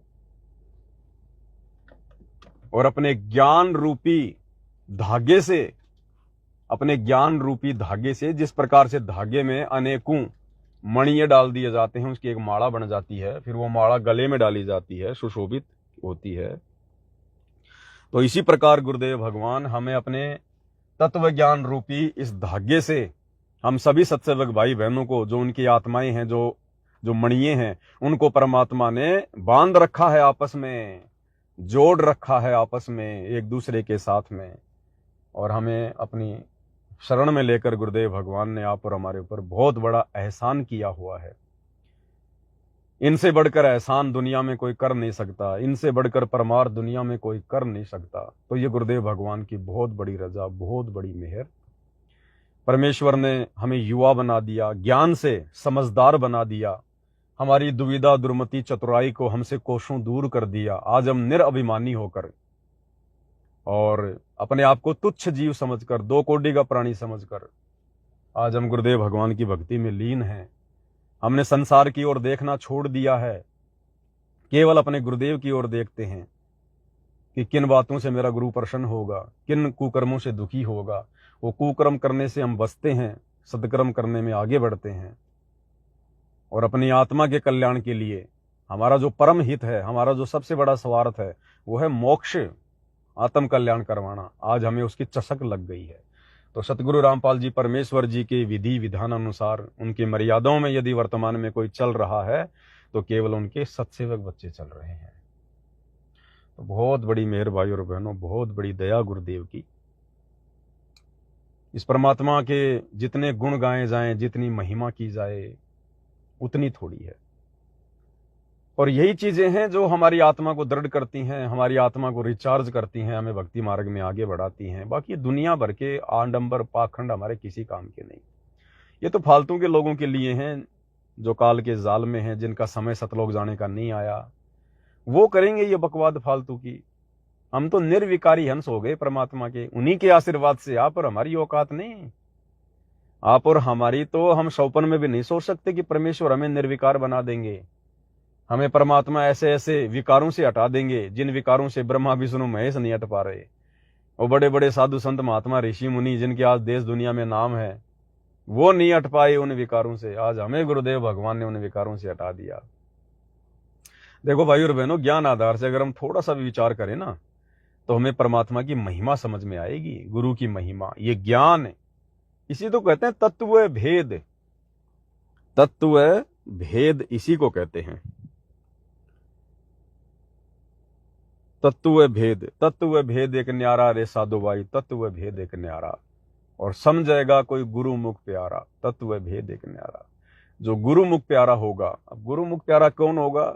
जो गुरु को प्यारा होगा। गुरु को प्यारा कौन होगा? जो गुरु की मर्यादा में रह के भक्ति करेगा, गुरु के वचन में चलेगा, वही तो गुरु को प्यारा होगा।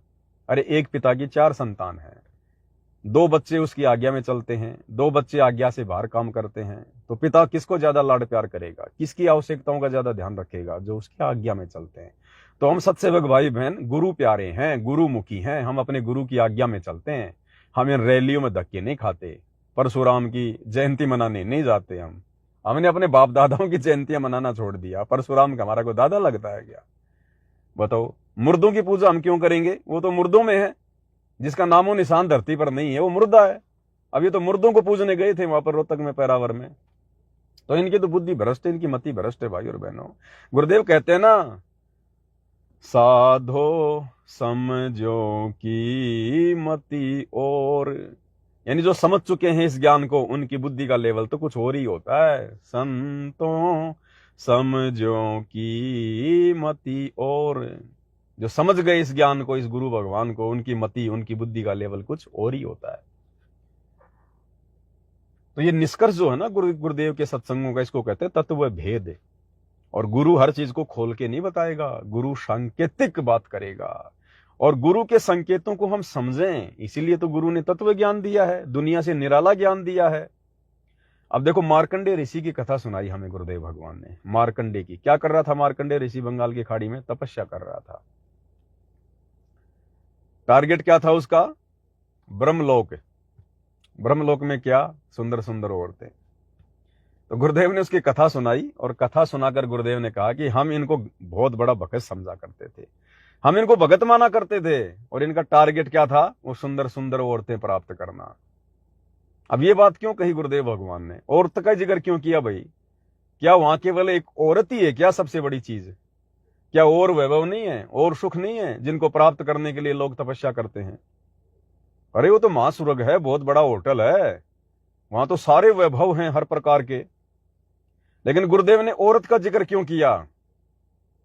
आज हम भगत हैं, आज हमको परमात्मा ने स्त्री भोग से दूर कर दिया अपना आशीर्वाद देकर। तो क्या हमारे जीवन में कोई आनंद नहीं है क्या? कोई जो है वो खुशी नहीं है क्या? सबसे बड़ी खुशी है मोक्ष प्राप्त करेंगे, सतलोक में चले जाएंगे, परमानेंट सुख प्राप्त करेंगे। इससे बढ़कर सुखी, इससे बढ़कर कोई है? कोई चीज नहीं है ना। तो ब्रह्मलोक में आनंद तो बहुत है, दुनिया भर के आनंद है वहां पर। वहां जब आप भक्ति करके जाओगे तो लोग आपकी वाहवाही करेंगे। जैसे सुखदेव ऋषि उड़कर चला गया स्वर्ग में, सारे देवता उसके इर्द गिर्द हो गए, उसके प्रवचन सुनने लगे, वाह ऋषि जी, वाह ऋषि जी, कमाल कर दिया तुम। तो ऐसे ही फिर इनकी वाहवाही होती है वहां पर, इनको एक प्रकार से देवता बना के बैठा दिया जाता है, लोग इनकी प्रशंसा करते हैं, वो भी तो एक सुख है। लेकिन गुरुदेव ने औरत का जिक्र क्यों किया अपने सत्संग में? पहले आपको एक छोटा सा गुरुदेव का 2 मिनट का सत्संग है भाई और बहनों, पहले इसको ध्यान से सुनिएगा। गुरुदेव कह रहे हैं जिस मार्कंडे को हम भगत समझा करते थे, और उसका टारगेट क्या था? सुंदर औरत प्राप्त करना। यानी ये जो विकार है, भोग क्रिया, स्त्री मिलन, ये भक्ति मार्ग में सबसे ज्यादा बाधक है। बनेगी नहीं भक्ति हमारी, कितना प्रयास कर लो, करते रहो तुम 3 समय की आरती, उतारते रहो भगवान की आरती, तुम करते रहो मंत्र जाप तुम, ये तो वही स्थिति होगी, सुबह खाया शाम को लैट्रिन में निकाल दिया, वो स्थिति हो जाएगी। ये एक तरफ भक्ति कर रहे हैं और दूसरी तरफ हम सारे विकार कर रहे हैं। इन्हीं विकारों के कारण तो काल ने हमारे को फंसा रखा है। एक तरफ तो हम ब्रह्मा जी का जाप करते हैं प्रथम मंत्र में, हैं, ओम ओम ओम ओम करते रहते हैं जैसा भी है, और रात्रि समय आया तो स्त्री से मिलन कर लिया, ब्रह्मा जी का कर्जा फिर से चढ़ा लिया, दिन में थोड़ा बहुत उतारा और फिर रात्रि में ब्रह्मा जी का कर्जा फिर से चढ़ा लिया। तो कैसे मुक्त होंगे भाई हम? मुक्त वो होगा जो खर्चा करे कम या बिल्कुल बंद कर दे, और ज्यादा मेहनत करे और लोगों का उधार चुकाए। तो क्या करें गुरुदेव भगवान? ध्यान देना परमात्मा के शब्दों पर। तो मार्कंडेय ऋषि तप कर रहा था, तो ये ब्रह्मलोक में इसकी समाधि चली। अब देखो, आप कहीं बैठे हो, कहीं पर भी बैठे हो, 10-20 मिनट में मन ऐसी प्रेरणा करेगा, चलो वहां चलते हैं, वहां बैठते हैं। बैठने की चेष्टा करोगे तो भी ना बैठने दे, और आप चले जाते हो सिनेमा देखने जाते थे पहले, अब तो नहीं जाएंगे हम। तो 3 घंटे का नो नहीं पता लग गया कितनी देर में गई। क्या कह रहे हैं गुरुदेव कि पहले हम सिनेमा देखने चले जाते थे, 3 घंटे का पता ही नहीं चलता था, लेकिन अब नहीं देखेंगे हम। क्या नहीं देखेंगे? सिनेमा। अब भी देख रहे हैं भाई बहन, लाखों की संख्या में लोग सिनेमा देख रहे हैं, लाखों की संख्या में, हजारों की संख्या में लोग सिनेमा देख रहे हैं। कौन? जो सतलोक आश्रमों से जुड़े हुए हैं। अरे सिनेमा हॉल में सिनेमा देखने हम क्या जाते हैं? फिल्म देखने जाते हैं। फिल्म में क्या होता है? फिल्म में सारी बातें होती हैं, फिल्म में राजनीति भी होती है। एक नेता आएगा, भाषण देगा, सामने लोगों की भीड़ खड़ी है, नेता का लोग भाषण सुन रहे हैं, आती है ना फिल्मों में। तो वही तो देखने जाते हैं लोग सिनेमा में, और क्या देखने जाते हैं? अब ये सतलोक आश्रम से जुड़े हुए भाई बहन जो हरियाणा रोडवेज बसों में बैठकर मुख्यमंत्री की रोहतक की पैरावर रैली में परशुराम जयंती में गए थे। ये सिनेमाएं तो देखने गए थे, इनको मन ही तो लेके गया था वहां पर, क्योंकि मन को तो बकवाद में आनंद आता है ना भाई। जो सच्चे भगत थे परमात्मा के, जो ज्ञान आधारी हैं, वो तो गए नहीं वहां पर धक्के खाने के लिए। तो मन किसको लेके गया? जो मन की खुराक है। अब क्या मिला उस रैली में राजनेताओं की बात सुन के? हरियाणा की मुख्यमंत्री ने कोई सृष्टि रचना सुनाई थी क्या है भाई? वहां क्या मिला तुम्हारे को जाके? बकवाद मिली ना। उसने उसकी झूठी निंदा कर दी। राजनेता क्या करेंगे? मंच पर चढ़कर जनता को खुश करेंगे, लंबे चौड़े झूठे भाषण फेंकेंगे, थोती थोती उनको योजनाएं देंगे, तुम्हारे लिए ये कर देंगे, वो कर देंगे, उस सरकार ने ये किया वो किया, एक दूसरे की निंदा चुगली। बताओ क्या मिला तुम्हें वहां पर? भक्ति भाव से संबंधित कोई चीज मिली? तो वहां क्या गए थे ये आश्रम वाले भाई बहन? सिनेमा देखने के लिए। अरे लोग एक हॉल के अंदर 3 घंटे बैठ के सिनेमा देख लेते हैं, तुम लोगों ने तो 3 घंटे से ज्यादा का समय बर्बाद कर दिया वहां पर। कम से कम 2-3 घंटे तो आने जाने में लग गए होंगे तुम्हारे उन बसों में। धनाना से रोहतक जाने में, पैरावर जाने में 2-3 घंटे तो तुम्हारे उस बस में हो गए तुम्हारे जो है वो बर्बाद। और वहां जाकर 3-4 घंटे तुम बैठे और मंत्री जी के भाषण सुनने तुम लोगों ने। तो सिनेमा ही तो देखा तुमने, और किया क्या वहां पर? सिनेमा यानी बकवाद। तो भगत अगर राजनीतिक बातें सुनेगा तो उसको बकवाद कहते हैं, बकवाद। और बात तेरे काम न आवे संतों शरणा लाग रे। तो बताओ, सतगुरु रामपाल जी भगवान कह रहे हैं कि अब तो हम नहीं देखेंगे सिनेमा, और ये आश्रम वाले देख रहे हैं सिनेमा। बसों में बैठ बैठ कर सिनेमा देखने जा रहे हैं रोहतक में, ये मुख्यमंत्री की रैली में। सिनेमा का मतलब है बकवाद सुनना, जो हर प्रकार से हमें नुकसान दे और फायदा 1% भी ना हो। बेगार बेगार, ये बेगार में तो गए थे वहां पर, क्या लेके आए? मुख्यमंत्री तुम्हें क्या दे देगा? जो भी देगा तुम्हारा भगवान देगा। आध्यात्मिक ज्ञान की छींट नहीं मुख्यमंत्री के पास में। क्या देगा तुम्हें? बकवाद सुनाएगा। तो सिनेमा लोग देखने जाते हैं, बकवाद सुन के आते हैं ना, बेगारी करके आते हैं ना, टाइम पास करके आते हैं ना, मन को और ज्यादा पावरफुल बना के आते हैं, क्योंकि वो मन की खुराक होती है। तो तुम आश्रम वाले भाई बहन वहां परशुराम की जयंती में गए, तुम तो मन को मजबूत करके आए, मन की खुराक, मन को खिला के आए हो। तुम सिनेमा देख के आए हो वहां पर। तो कहां छूटा तुम्हारा सिनेमा देखना? अभी नहीं छूटा तुम्हारा सिनेमा देखना।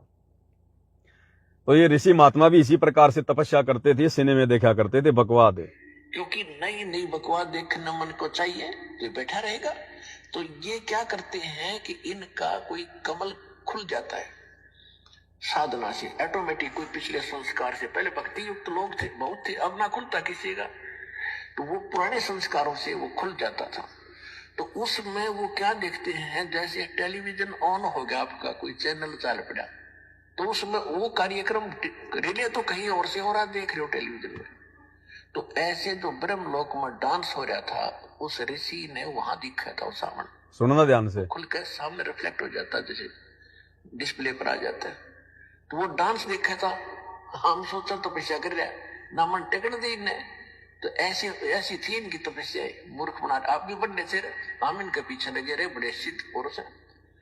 इसलिए जब उसने इस औरत से भी सुंदर औरतें वहां दिख रही थी, टारगेट इसका वहीं जाने का था कि इस नाम के जाप से साधना से वहां जाऊंगा, फिर इनको वहां मिलेंगे मुझे। फिर ये नाम भगत क्या करते, इनका टारगेट क्या था? तो ये भगवान की रोशनी से आपको दाना दाना समझ में होगा इसका, पूरे अध्यात्म मार्ग का, सब कर्मों का, सब अध्यात्म ज्ञान का। तो क्या करें गुरुदेव भगवान, हम उनको भगत समझा करते थे, और टारगेट क्या था उनका? ब्रह्मलोक में जाकर सुंदर सुंदर औरतें देखने का, उनको भोगने का। अब बताओ, हम इनको भगत समझ रहे हैं आश्रम वालों को, टारगेट क्या इनका? राजनेताओं की रैलियों में जाने का, राजनीति करने का, बकवाद करने का, सिनेमा देखने का। और हम इनको भगत समझ रहे हैं कि आश्रमों में जाकर ये भक्ति करते हैं। अब लोग तो सोचते हैं भाई रामपाल के भगत गए भाई आश्रम में, धनाना आश्रम में गए भाई, भक्ति करने गए हैं। अब दुनिया को क्या पता, वो तो बकवाद करने गए, सिनेमा देखने गए। और राजनेताओं के भाषण हमारे क्या काम के बताओ? हमारे काम के तो संतों के सत्संग हैं। अरे उन राजनेताओं से अच्छा तो नालायकों, गुरुजी के लड़कों, गुरुजी के भाई, कम से कम 2-3 घंटे तुमने खड़े होके इन आश्रम में माइक हाथ में लेके भक्तों को कोई शब्द सुनाया होता। जैसे इस कुत्ते से परमात्मा ने अभी शब्द की व्याख्या करवाई, 1-1.5 घंटा हो गया।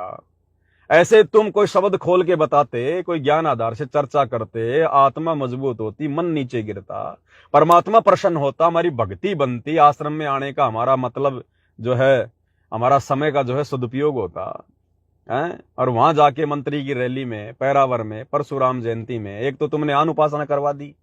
परशुराम की जयंती में हमें गुरुजी ने मना किया ना कि हमें ऐसी जगह नहीं जाना जहां पर कोई समाधि है, हमने समाधि भी नहीं पूजनी। तो परशुराम की समाधि तो बनी हुई है पैरावर में, और क्या है वहां पर, हर साल उसकी जयंती मनाई जाती है। तो नालायको, तुमने तो समाधि पूजना कहां छोड़ा। इस काल ने तो गुरुजी के परिवार के माध्यम से तुमसे वो समाधियां पुजवा दी, वो मुर्दों की समाधियां पुजवा दी। ऐसे ठगता ये काल भाई और बहनों, ऐसे सूक्ष्म चाल चलता ये। बताओ, मुर्दों से ती प्रीत लगावे, न जाने सतगुरु मेरे नू। जिंदा सतगुरु इतना बढ़िया ज्ञान दे रहा है, वो तो आश्रम में बैठ के सुना नहीं गया। अरे 2-3 घंटे आश्रम में बैठ के सत्संग सुनते मेरे भाई। वो मुर्दा पूजने चले गए वहां पर, मुर्दों से ती प्रीत लगावे। क्या दे दिया परशुराम ने तुम्हें, क्या दे दिया मुख्यमंत्री ने तुम्हें। अपनी मर्यादा तोड़वा के आ गए, भक्ति का सत्यानाश करवा के गुरुजी को नाराज करके। तो गुरुदेव ने कहा कि हम तो इस मार्कंडे जैसे को भगत समझा करते थे, और ये क्या देखते थे, बकवाद। इनका टारगेट क्या था, सुंदर सुंदर स्त्रियां प्राप्त करना। तो भाई और बहनों, संकेतों को समझना है, गुरु खोल के नहीं बताएगा। अगर गुरु खोल के बताने लग गया तो संगत भाग जाएगी, कोई नहीं टिकेगा। अब इन आश्रमों में नाम दीक्षा ले लेते हैं, अब ज्ञान को तो आधार बनाते नहीं, अपना टारगेट मोक्ष को बनाते नहीं, और एक ही लगन लग जाती है कि रमेणी करवाऊं बस। जब तक वो रमेणी नहीं हो जाती है ना, शादी नहीं हो जाती, तब तक लड़कियों पे नजर रहती है, रमेणी करवाऊं, रमेणी करवाऊं। भक्ति कर रहे हैं मोक्ष के लिए, और टारगेट क्या है, शादी करवाऊं, रमेणी करवाऊं। रमेणी करके क्या करेगा, मार्कंडे की तरह, विश्वामित्र की तरह स्त्री भोग भोगेगा, और क्या करेगा। वो क्या है, भक्ति मार्ग में बाधक है। देखो, स्त्री बाधक नहीं है भक्ति में, स्त्री तो बहुत सहयोगी है। पुरुष के लिए स्त्री, स्त्री के लिए पुरुष भक्ति मार्ग में बहुत सहयोगी है। आज घर में स्त्री है तो मान लो हम आराम से बना बनाया भोजन खा रहे हैं, धुले धुलाए कपड़े पहन रहे हैं, छोटे मोटे कार्य हो जाते हैं, हम निष्फिक्र होकर अपना काम धंधा करते हैं घर की चिंता छोड़ के। तो भक्ति मार्ग में स्त्री बाधक नहीं है, स्त्री मिलन बाधक है। आग पराई आपनी, हाथ दिए जल जाए, नारी पराई आपनी, भोगे सब कुछ जाए। अब यहां पर 2 बातें हैं।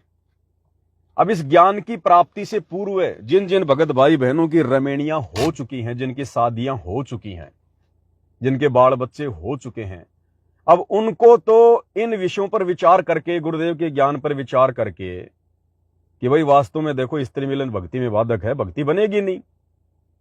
अब दिन में तो भक्ति कर रहा हूं, रात को सत्यानाश कर दिया भक्ति का। क्या भक्ति करी फिर हमने, 2 घंटे मेहनत करके तो हलवा बनाया, फिर उसमें 1 मुट्ठी बालू रेत की ठोक दिखाएगा उसको कोई। तो हमें निर्विकार लोक को प्राप्त करने के लिए, निर्विकार परमात्मा को प्राप्त करने के लिए हमने भी निर्विकार बनना पड़ेगा। तो उसके लिए हमने भाई और बहनों इस कुकर्म को त्यागना पड़ेगा, अगर भक्ति सफल करनी है तो। नहीं तो भक्ति सफल नहीं होगी। करते रहो, परमात्मा तो जबरदस्ती करेगा नहीं, तुम्हें हाथ पकड़ के तो स्त्री भोग से दूर करेगा नहीं भगवान। भगवान का तो काम है ज्ञान देना।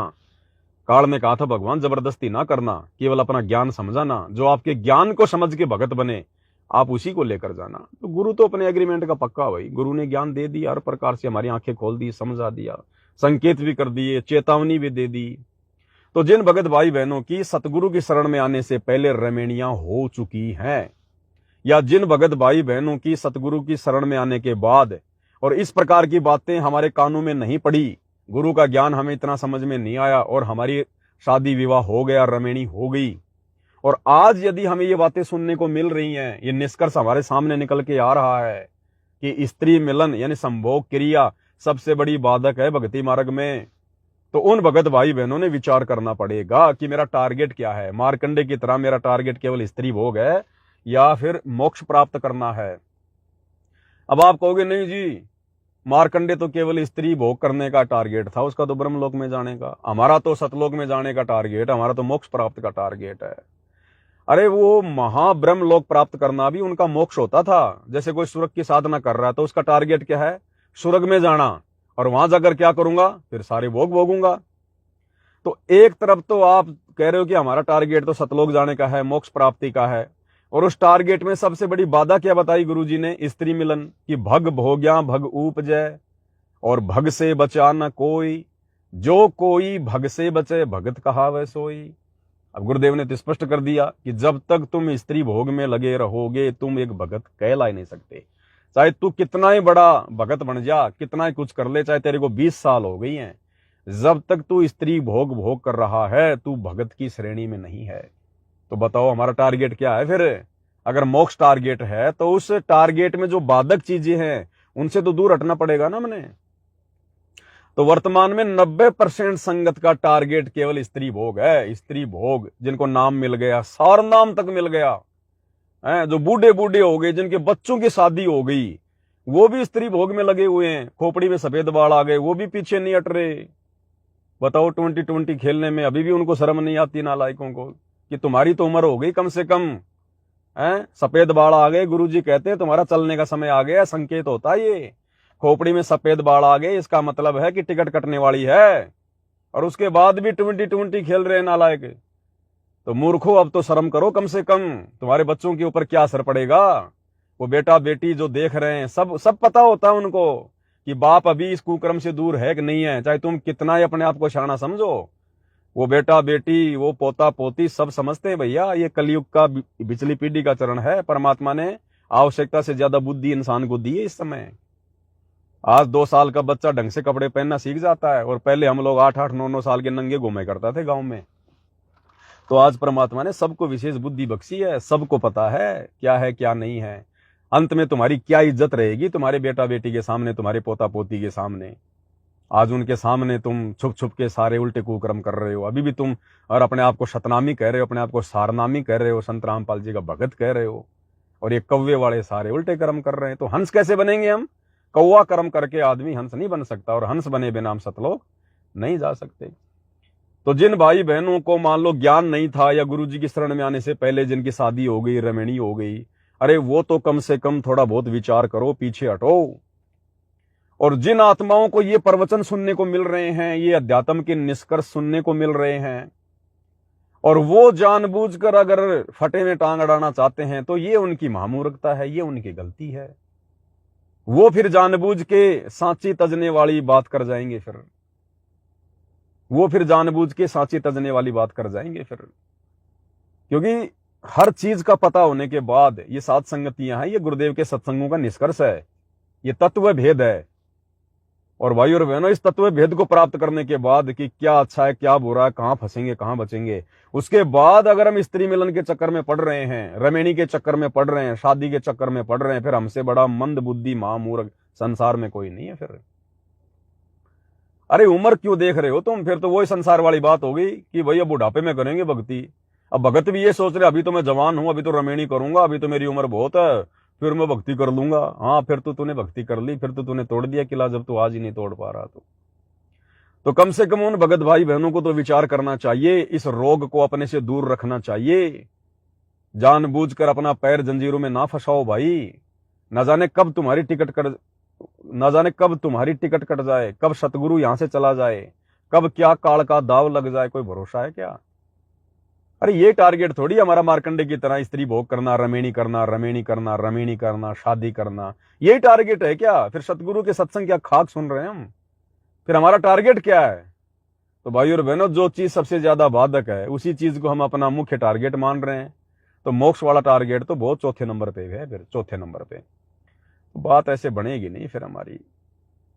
इसलिए तो परमात्मा कहते हैं, ये संसार विघन की घाटी, कोई निकलेगा बिरला सूर। होकापुर में काग मिले दिन दोई रे, अरबों में कोई हंस हमारा होई रे। ये संसार विघन की घाटी, निकलेगा बिरला सूर। दास गरीब कहे नर लोई, सतगुरु को चीने बिरला कोई। सतगुरु को प्राप्त करने के लिए, सतगुरु को प्रसन्न करने के लिए हमने सतगुरु जैसा बनना पड़ेगा। सतगुरु ने एक भूमिका निभाई। हालांकि परमात्मा तो इन विषय विकारों से दूर होते हैं, लेकिन लीला परमात्मा हमारी आंखों को धोखा देकर कुछ भी कर सकता है। तो सतगुरु ने हमें हिम्मत देते हुए कोई ये सोचे कि लो जी मैंने पूरी जिंदगी तो स्त्री भोग किया, शादी कराई, बच्चे पैदा कर लिए, अब मैं क्या भक्ति करूंगा। तो गुरु हमें शिक्षा देता है कि भाई देखो, मैंने भी भक्ति लेने से पहले शादी करवाई, मेरे बच्चे हुए, फिर मुझे गुरु मिला, सच्चा ज्ञान मिला, और जिस दिन मुझे गुरु ज्ञान मिला उसी दिन से मैंने बुराई को छोड़ दिया। तो गुरु ने भी एक आम व्यक्ति की भूमिका करके दिखाई हमें कि मन को छोटा मत करना, जब तक ज्ञान नहीं है तब तक कोई बात नहीं, परमात्मा माफ करता है, लेकिन ज्ञान होने के बाद यदि हम बुराइयों से दूर नहीं हटेंगे, बकवादों को नहीं छोड़ेंगे, फिर हमारी बात नहीं बन पाएगी। तो हमने गुरु को प्राप्त करने के लिए, सतलोक को प्राप्त करने के लिए गुरु जैसा बनना पड़ेगा। क्या हमारे गुरुदेव सतगुरु रामपाल जी भगवान ने नाम उपदेश लेने के बाद ये कुकर्म किया? पूछ लेना कभी अपनी अनारो माई से जाके, पूछ लेना, वो खुद ही कह देगी कि भाई कितने वर्षों से परमात्मा दूर हैं, उन्होंने मुझे अपनी बेटी की तरह बना लिया था। हालांकि वो सतगुरु रामपाल जी को अपना बाप नहीं बना पाई, नहीं समझ पाई, लेकिन सतगुरु रामपाल जी ने तो उसी दिन से उसको अपनी बेटी मान लिया था। उस कुकर्म से परमात्मा, हालांकि कुकर्म तो नहीं कह सकते, लेकिन एक सांसारिक दृष्टि से आप लोगों को बताया जा रहा है, परमात्मा ने एक लीला करके दिखाई, स्त्री भोग की। ठीक है, उन्होंने किया नहीं, लेकिन वो तो समर्थ है, जानी जान है, परमात्मा क्या नहीं कर सकता। बिना प्राण के परमात्मा शरीर चला दे।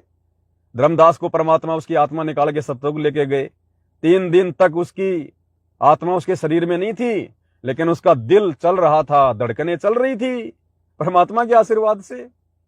दादू जी को परमात्मा 3 दिन तक सतलोक लेकर गए, पीछे से उनका शरीर चल रहा था, आत्मा उनकी जो है वहां थी, ऊपर रूहानी मंडलों को देख रही थी, और उनकी जो हार्ट बीट थी वो चल रही थी। तभी तो नहीं फूका उनको, नहीं तो 3 दिन में फूक डालते उनको। तो ये परमात्मा है, कुछ भी कर सकता है। ये परमात्मा हर कर्म से न्यारा है, हर कर्म करवा देता है, हर कर्म से न्यारा है ये। जब ये काल भगवान कहता है कि मैं इनमें नहीं हूं, ब्रह्मा विष्णु महेश में, लेकिन मैं ही सारे कर्म करवाता हूं तीनों गुणों के प्रभाव से, तो ये परमात्मा है, ये स्वयं निर्विकार है, निर्विषम परमात्मा है, लेकिन इनकी लीला अजब गजब है भाई और बहनों। तो इस प्रकार से परमात्मा ने एक लीला करके दिखाई कि नालायकों, जब से मैंने गुरु बनाया, नाम दीक्षा ली, मुझे ज्ञान हुआ, मैंने ये कुकर्म त्याग दिया, मैंने छोड़ दिया।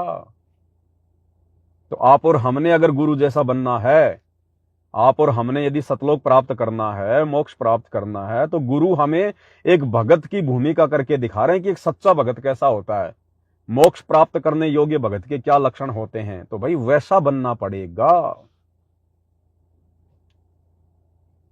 जिसने अपने गुरुजी के इस लीला में जीवन को, भगत वाले जीवन को जो भूमिका वो कर रहे हैं, अगर इस जीवन को समझ लिया, बस यही सबसे मेन चीज है, उस भगत का मोक्ष निश्चित है। जो अपने गुरुदेव के लीला में भगत वाले जीवन को समझकर जो उनको फॉलो करने लग गया, जो उनके पद चिन्हों पर चलना शुरू हो गया, वही भगत मोक्ष प्राप्त कर पाएगा। हमारा गुरु आज देश दुनिया की हर बकवाद से दूर है, हर बकवाद से। गुरु तो कभी किसी राजनीतिक रैली में नहीं गया। क्या गुरु जी के समय परशुराम की जयंती नहीं मनाई जाती थी? क्या गुरु के समय जाट अपनी धर्मशाला नहीं बनाया करते थे? क्या गुरु जी के समय चुनाव नहीं हुआ करते थे? क्या गुरु जी के समय जाट आरक्षण नहीं हुए थे? क्या गुरु ने कोई सहयोग किया? अपने किसी भगत को वहां जाने का आदेश दिया? तो गुरुजी का परिवार क्या गुरुजी से भी ज्यादा समझदार हो गया क्या? ये संगत आज ज्यादा समझदार हो गई क्या? तो भाई और बहनों, ये तो जबरदस्ती पाव चणों के लालच में या बंदरवाड़ी मूठ हुई, पाव चणों के लालच में, ये राजनीति के लालच में गुरु का परिवार अपना खुद का हाथ भी उस मटके में फंसा रहा है और बेचारी संगत का भी फंसा रहा है। तो ये हम सत्सेवकों के ऊपर कोई विशेष दया है, विशेष मेहर है। छप्पर फाड़, हम नाम सुनते थे ना कि छप्पर फाड़ दया होती है ऊपर वाले की, तो ऊपर वाला तो धरती पे आ गया सतगुरु रामपाल जी, और ये छप्पर फाड़ दया, छप्पर फाड़ दया ये थोड़ी कि कोई घर में कोई लाख रुपए आ गए, करोड़ आ गए, फैक्ट्री लगा ली, ये तो बेफालतू की बकवाद। छप्पर फाड़ दया भक्ति, सत भक्ति, गुरु की पहचान, मर्यादित भक्ति, ये है छप्पर फाड़ दया। ये दया किसी के ऊपर नहीं होती, ब्रह्मा विष्णु महेश पे भी ये दया नहीं है, यहाँ के राजा महाराजा पे भी ये दया नहीं है जो दया गुरुदेव ने आज आप और हमारे ऊपर कर दी। हमें असंख्य कष्टों से परमात्मा ने इस जन्म में हमारे ऊपर जो कष्ट आने थे पहाड़ जैसे, वो भी टाल दिए, और आगे आने वाले जन्मों में 84 लाख योनियों में जो हमारे ऊपर कष्ट आने थे उनको परमात्मा काट देंगे हमारा मोक्ष करके। तो ये है सबसे बड़ी छप्पर फाड़ दया, इससे बड़ी दया कुछ नहीं है। ये आज थोड़ा बहुत सुख सुविधा भोग के जो अपने आप में फन्ने खा बने फिर रहे हैं, ये राजा महाराजा मंत्री संतरी, ये क्रिकेटर फिरकेटर, पैसे वाले धनी लोग, व्यापारी, अगले जन्मों में गधे के मुंह लगेंगे। क्या रहा इनके पास में, कहाँ गए इनके ठाट बाट, इनकी गाड़ियां, इनके महल, इनका बिजनेस है। और आप और हम भले आज कुछ भी नहीं है, लेकिन हमारे पास में भक्ति धन है। इस धन को प्राप्त करके हम सदा सदा के लिए वो ठाठ, वो सुख भोगेंगे जो सुख यहाँ का राजा शौपन में भी नहीं भोग सकता। यहाँ के ब्रह्मलोक में भी वो सुख नहीं है, छींट भी नहीं है उस सुख की जो सुख हम सतलोक में जाके भोगेंगे। तो सबसे बड़े धनी, सबसे बड़े राजा महाराजा तो आप और हम हैं, परमात्मा के बच्चे। तो भाई और बहनों, हमने दुनिया देख के नहीं चलनी है। गुरुदेव कहते हैं कि संसार की तरफ से आंख मीच लो।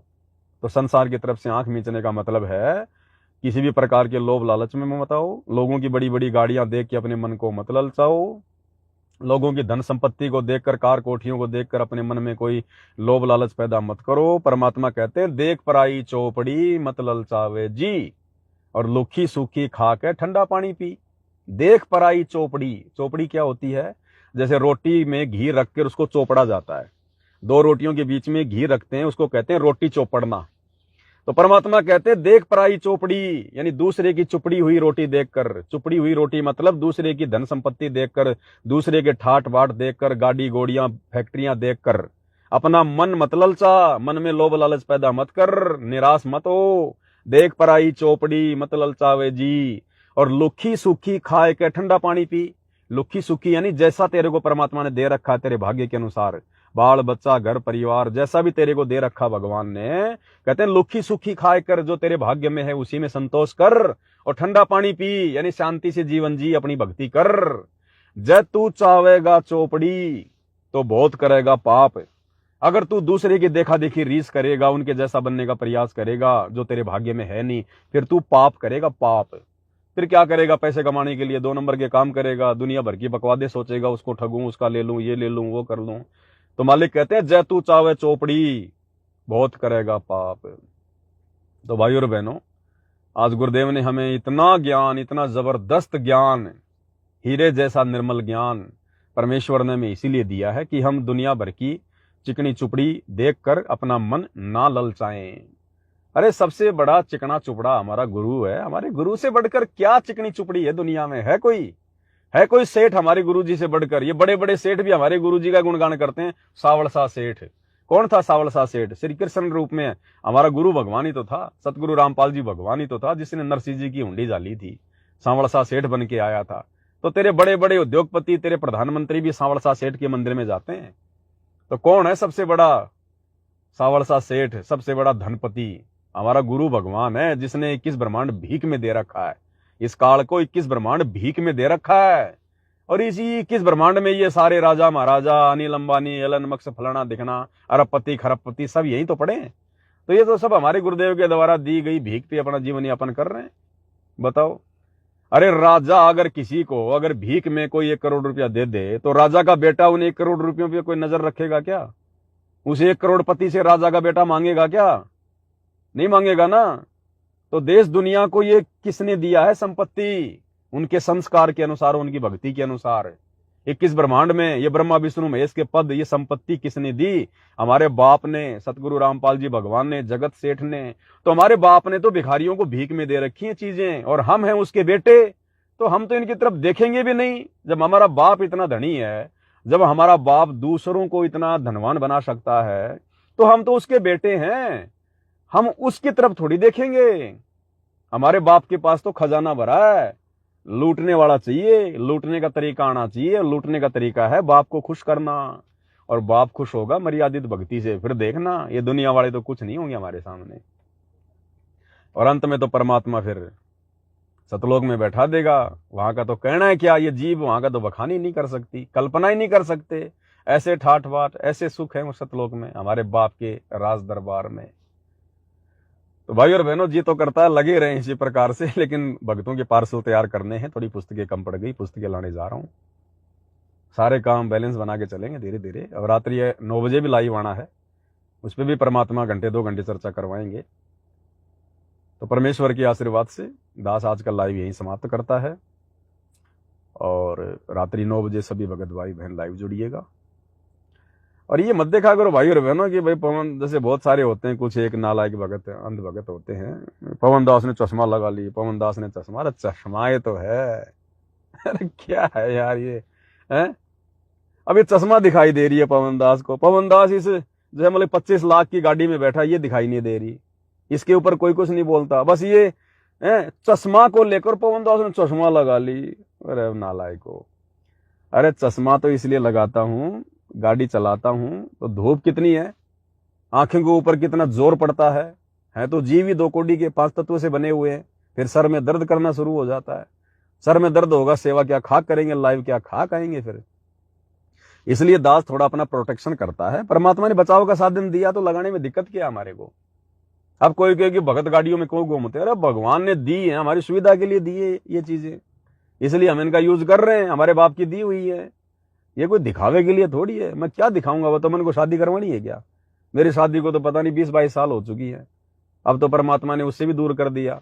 अब क्या दिखाऊंगा मैंने को ब्याह करवाना है, कोई शादी करवानी है, किसी को इंप्रेस करना है क्या, किसको इंप्रेस करेंगे, सब अपने भाई बहन है, हम एक बाप के संतान है, भाई अपनी बहन को कभी इंप्रेस करेगा क्या। और ये तो अपने बचाव के लिए परमात्मा लगवा रहे हैं, इसमें कोई दिखावा थोड़ी है, मान बढ़ाई थोड़ी है कोई। अगर ये चीज अगर भक्तों में मान बढ़ाई पैदा कर सकती है तो क्या भक्ति क्या खाक करेगा, मोक्ष क्या खाक होगा फिर।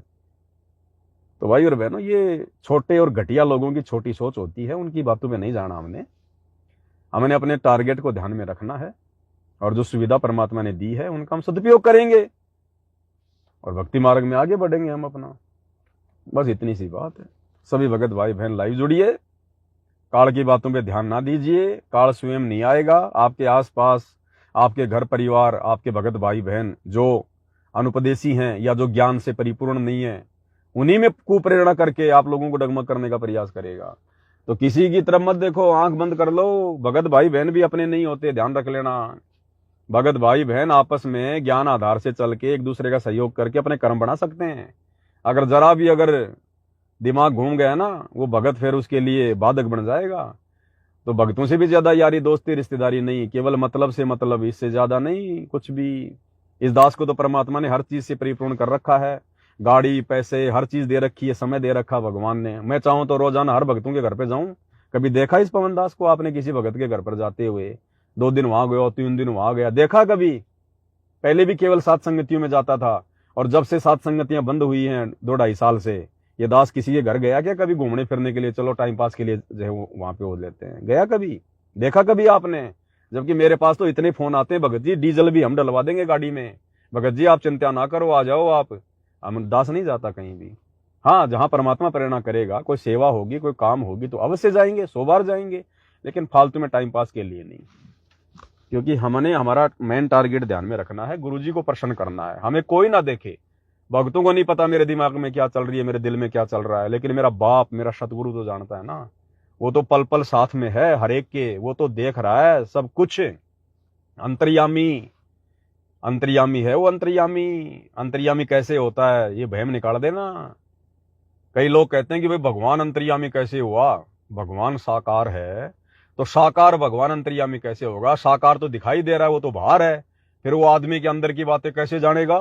तो गुरुदेव ने उदाहरण दिया कि नालायकों, जिस प्रकार एक अल्ट्रासाउंड की मशीन होती है, एक्सरे मशीन होती है, वो साकार होती है, और वो अल्ट्रासाउंड की मशीन उस माई के पेट में जाके बता देती है ये लड़का है या लड़की है।